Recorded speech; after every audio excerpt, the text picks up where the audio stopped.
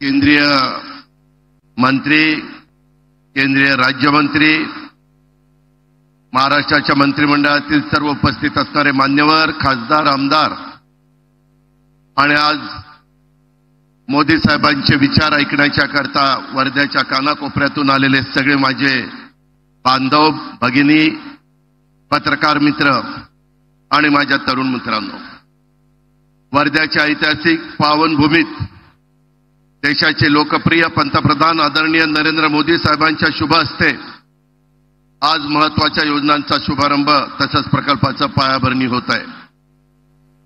यामध्ये विश्वकर्मा योजनेचा प्रथम वर्धापन दिन, अमरावती येथील पीएम मित्रा पार्कची पायाभरणी कार्यक्रम, अहिल्यादेवी होळकर महिला स्टार्टअप योजनेचा शुभारंभ आणि आचार्य चाणक्य कौशल्य विकास योजनेचा शुभारंभ यासारख्या योजना प्रकल्पांचा समावेश आहे। या कार्यक्रमाच्या निमित्तानं आपण एवढ्या मोठ्या संख्येने उपस्थित राहिलात त्याबद्दल मी आपल्या सर्वांचं मनापासून स्वागत करतो।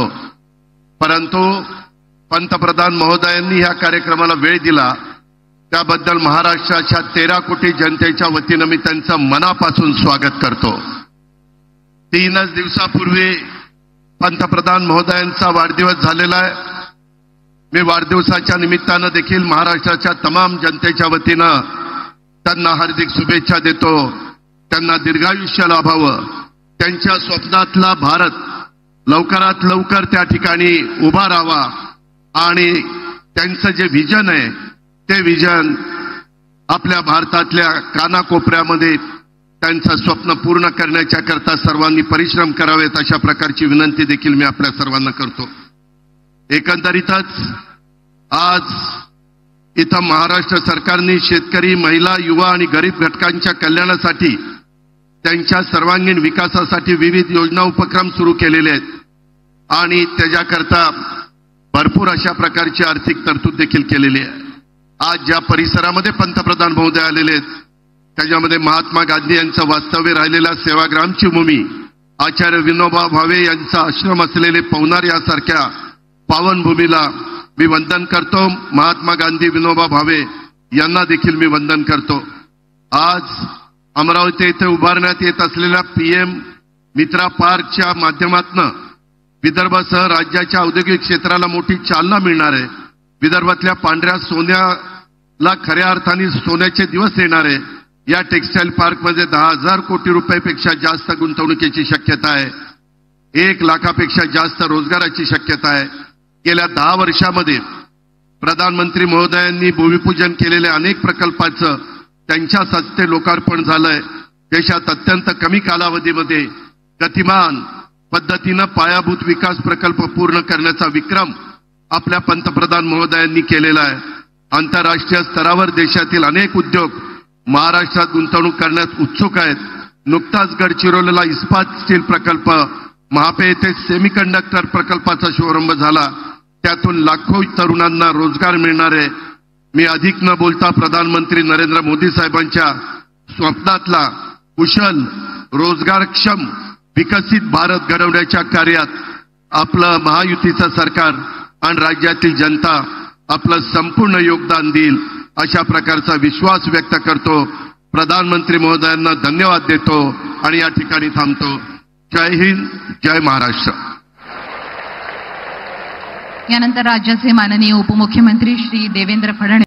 आजचा दिवस अत्यंत महत्त्वाचा दिवस आहे, कारण आपल्याला कल्पना आहे की एकीकडे अमरावतीच्या मित्रा टेक्सटाईल पार्कचं भूमिपूजन आज होत आहे, दुसरीकडे आर्य चाणक्य कौशल्य प्रशिक्षणाची योजना सुरू होते, त्यासोबत अहिल्याबाई होळकर स्टार्टअपची सुरुवात होते आणि पीएम विश्वकर्माच्या अंतर्गत राज्यातल्या 2 लाख लोकांना या ठिकाणी त्याची मदत मिळते आहे।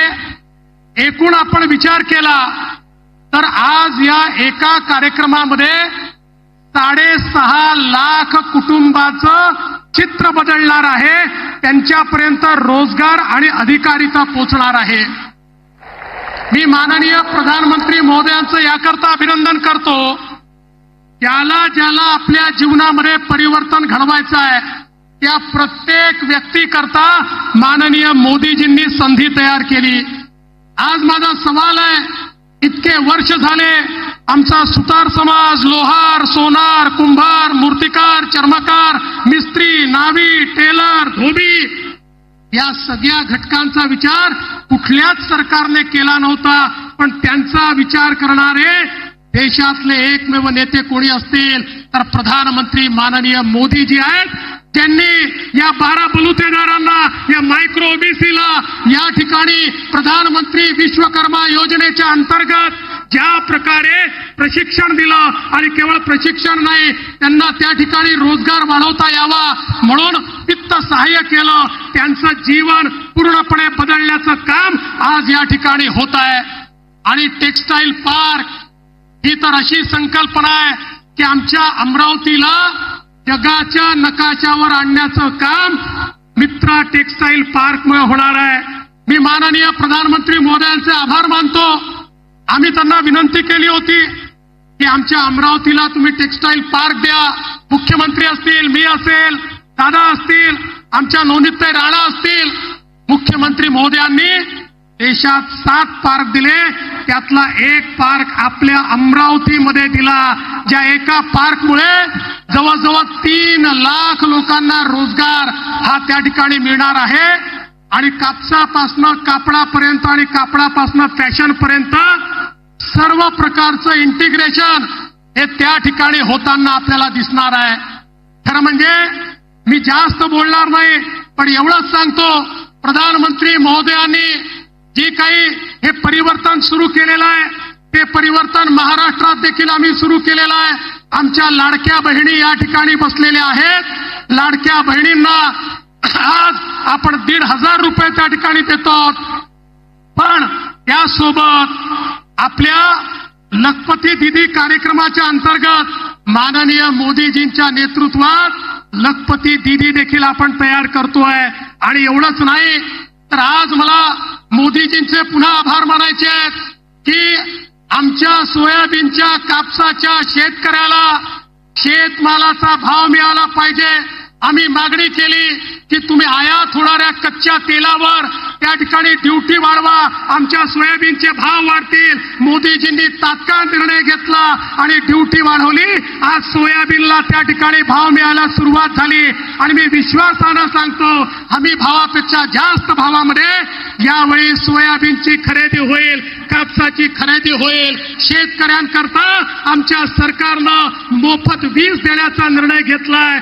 समाजाच्या सर्व घटकांच्या पाठीशी आपलं सरकार उभं आहे. आणि म्हणून मी पुन्हा एकदा आपल्या वर्धा जिल्ह्याच्या माध्यमातून माननीय प्रधानमंत्री महोदयांचं मनापासून स्वागत करतो, त्यांचे आभार मानतो आणि माझं बोलणं संपवतो. धन्यवाद. जय हिंद, जय महाराष्ट्र. ग्रामीण अर्थव्यवस्था एवं आज आपण 1000 कॉलेजमध्ये आचार्य चाणक्य कौशल्य विकास केंद्र सुरुवात करतोय. वर्षभरात 3 लाख विद्यार्थ्यांना प्रोफेशनल ट्रेनिंग दिली जाणार आहे. आणि म्हणून त्याचबरोबर अमरावतीमध्ये मगाशी देवेंद्रजींनी सांगितलं, पीएम मित्रा टेक्सटाईल पार्कचे भूमिपूजन होत आहे. 8,000 कोटींची इन्व्हेस्टमेंट असलेल्या या पार्कमध्ये 2 लाखापेक्षा जास्त रोजगार मिळणार आहे. या पार्कमुळे संपूर्ण परिसराचा मेकओव्हर होईल. देशाच्या अर्थकारणाला देखील हातभार लागेल. मोदीजी कधी छोटी स्वप्न पाहत नाहीत. आपला देश जसा महान तशीच मोदीजींची स्वप्नेही महान आहेत. आणि म्हणून मुंबई को ग्लोबल फिनटेक कैपिटल बनाने का निर्धार उन्होंने किया है. फिनटेक तकनीक 2030 तक भारत को $7 ट्रिलियन अमेरिकी डॉलर की अर्थव्यवस्था बनाने की दिशा में योगदान दे सकती है, जिसमें महाराष्ट्र का बड़ा योगदान हो सकता है. इस सपने को साकार करने के लिए हम दिन रात मेहनत कर रहे हैं. कल ही हमने नवी मुंबई में एक महत्वाकांक्षी सेमीकंडक्टर परियोजना का भी भूमि पूजन किया है. 3rd लार्जेस्ट इकोनॉमी बनने का सपना भी हमें साकार करना है. मोदी जी पूरी दुनिया में देश का मान सम्मान बढ़ा रहे हैं और मनी लॉन्ड्रिंग और टेरर फंडिंग को भी रोकने में भारत की कोशिश प्रभावी बन रही है. और यश भी मिला है, ऐसा FATF ने कहा है। और दूसरी तरफ आज हम देखते हैं कि हमारे कुछ लोग विदेश में जाकर हमारे देश को बदनाम करते हैं, आरक्षण रद्द करने की बात कहते हैं।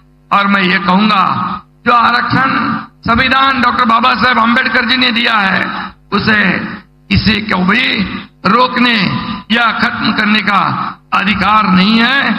और इसलिए मोदी जी यहां पर प्रधानमंत्री जी है, तब तक ये गरीब तबके का आरक्षण कोई भी माई के लाल खत्म नहीं कर सकता है, इतना ही मैं विश्वास दिलाता हूं। लेकिन यहां पर माननीय मोदी जी के मार्गदर्शन में गृह मंत्री अमित भाई शाह जी ने 370 धारा हटाकर हमारे कश्मीर के जन्नत को आजाद करा दिया। लेकिन कुछ लोग कहते हैं कि 370 कलम फिर लाएंगे। क्या आप दहशतवाद फिर लाना चाहते हो? क्या पाकिस्तान की बोली बोलने वाले लोग जो ये 370 जो कलम हटाने के बाद ये कश्मीर का विकास हो रहा है, क्या विकास को रोकना चाहते हो? आतंकवादियों से मिलकर मिलीभगत करना चाहते हो? और इसलिए कांग्रेस को इसका भुगतान भोगना पड़ेगा, इतना ही मैं कहूंगा। मोदी जी ने कई क्रांतिकारी फैसले लिए हैं। अब प्रधानमंत्री मोदी जी ने वन नेशन वन इलेक्शन का ऐतिहासिक निर्णय लिया है। मैं मोदी जी का अभिनंदन करता हूं, उनका स्वागत करता हूं। आज पूरा देश उनके साथ खड़ा है। मोदी जी की सभी योजनाएं, सभी निर्णयों का उद्देश्य देश के पिछड़े कमजोर वर्गों का कल्याण करना है, और यही उनका एकमात्र उद्देश्य है।